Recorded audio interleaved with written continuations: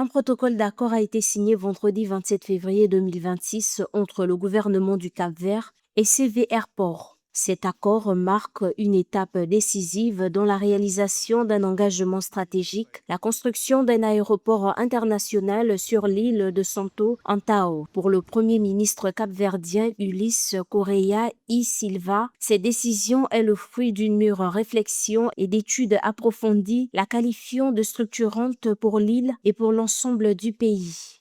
Nous ne tenons pas une promesse. Nous concrétisons un projet mûrement réfléchi, étudié et qui a fait l'objet de nombreuses recherches préalables. Il s'agit d'une option stratégique pour relier directement l'île de Santo Antão au reste du monde par voie aérienne et de consolider cette connexion avec le reste du globe. C'est donc un engagement du programme gouvernemental, un engagement envers le Cap-Vert.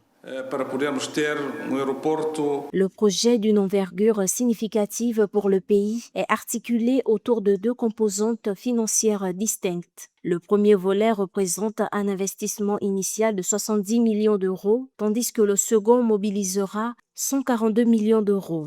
Intervenant à ce sujet, le Premier ministre Ulysse Correia e Silva a souligné l'approche méthodique et rigoureuse adoptée par le gouvernement dans l'élaboration et la mise en œuvre de cette initiative majeure.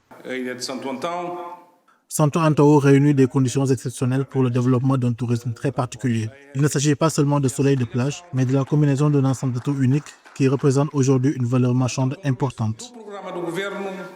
Selon le chef du gouvernement, la conception du projet d'aéroport de Santo Antão, considéré comme clé pour le développement de l'île, et la stratégie nationale reposait sur 4 critères: analyse géographique, évaluation technique et opérationnelle rigoureuse, viabilité économique à long terme et étude de marché détaillée pour un impact socio-économique maximal.